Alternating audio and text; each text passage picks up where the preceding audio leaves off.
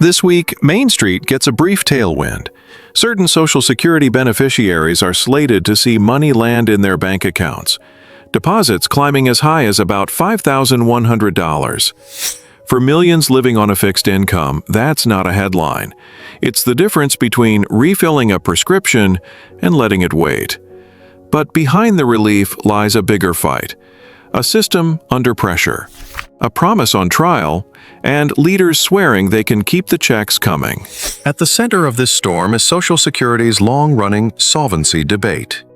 Trust funds drawn down, demographics shifting, and warnings that future payouts could be trimmed to around 83% if nothing changes by 2033.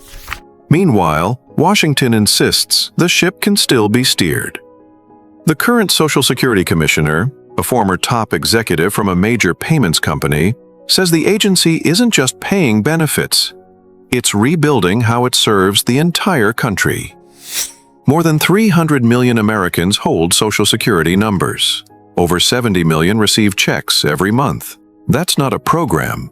It's an economy inside the economy. In a recent interview, the commissioner framed the mission bluntly: modernize or fall behind. He touted a digital transformation with a bold goal of 200 million digital users by the end of next year, up from about 75 million today.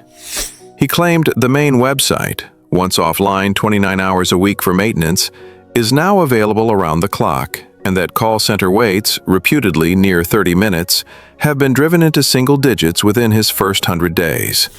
The agency, he argued, must perform well operationally before anyone can credibly debate long-term funding. In short, fix the foundation, then fix the future. Pressed on markets and legal risks swirling around broader economic policies, tariffs, court challenges, and the specter of shocks that could ripple into benefits, he brushed it off as noise amid ordinary risk pricing. His line: the administration's agenda is multi-part, growth-focused, and resilient to potshots.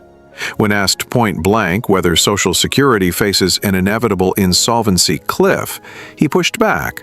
There's always a curve, always a solution, and more than enough time to engineer it, so long as the program runs clean, fast, and accurate. Now to the immediate lifeline. The agency staggers payments across each month to manage volume. This Wednesday, August 20th, the group scheduled to be paid includes people receiving retirement, spousal, or survivor benefits, whose birthdays fall from the 11th through the 20th of any month. If that's your window, this is your week. The maximum monthly deposit for top earners claiming at age 70 can reach roughly $5,100. with some sources citing peaks near $5,180, though most recipients will see less. The typical check remains far lower, with the average hovering around $2,000 in recent reports. Benefit size isn't guesswork, it's math. Your payment depends on your lifetime earnings record and the age you file. Consider the bracketed examples often cited. Claim at 62. Monthly benefits can reach roughly $2,831 for those with the strongest records who file as soon as they're eligible. Claim at 67, full retirement age. The ceiling rises, landing around the low 4,000s, frequently described as about $4,180 for a top earner. Wait until 70. Delay credits push the maximum into the $5,100, $5,180 range. That's the hard trade-off: time versus money. Filing early gets income sooner, but locks in a discount. Waiting squeezes more from the system each month, but only if you can bridge the gap. The agency says efficiency gains are already cutting waste. The Inspector General flagged about $17 billion in improper payments. Leadership claims roughly half of that has been reduced. That matters.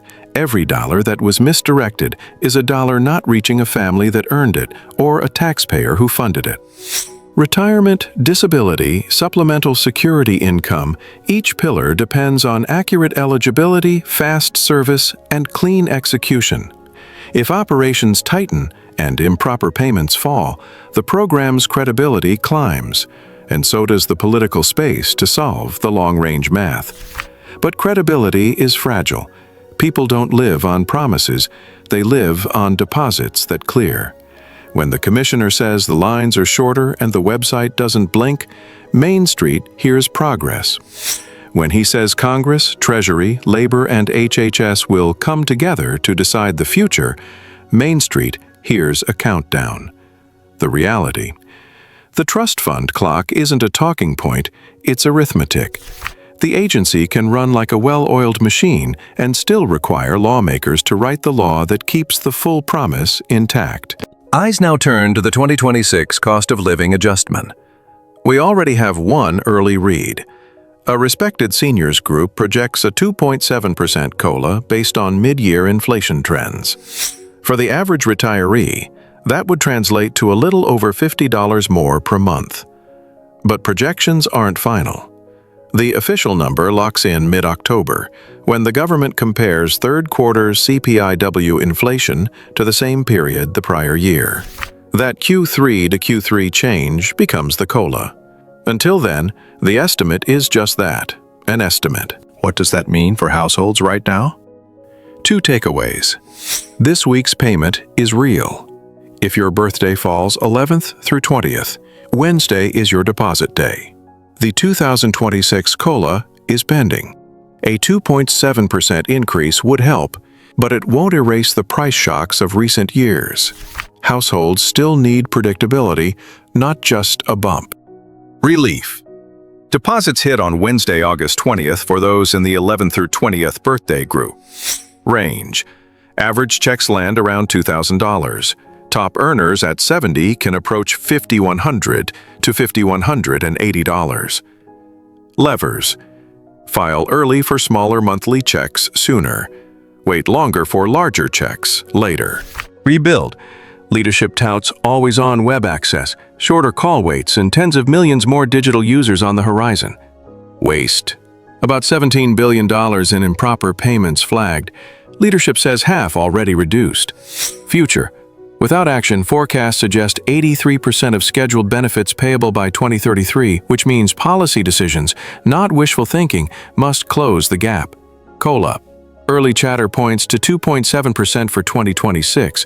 The official figure arrives mid-October after the final CPIW data. This program isn't a favor from Washington, it's a contract funded by a lifetime of work. Every efficient call answered, every minute of website uptime, every improper payment clawed back, those are not headlines, they're obligations. If the agency truly delivers cleaner execution, it buys time. But time without action is drift, and drift is how promises die, quietly. So this week, when the deposit pings, feel the relief. Then remember the larger contest. Main Street needs a system that keeps its word not just today, but a decade from now, without nickel and diming the people who built the economy in the first place. We're headed into the decisive stretch.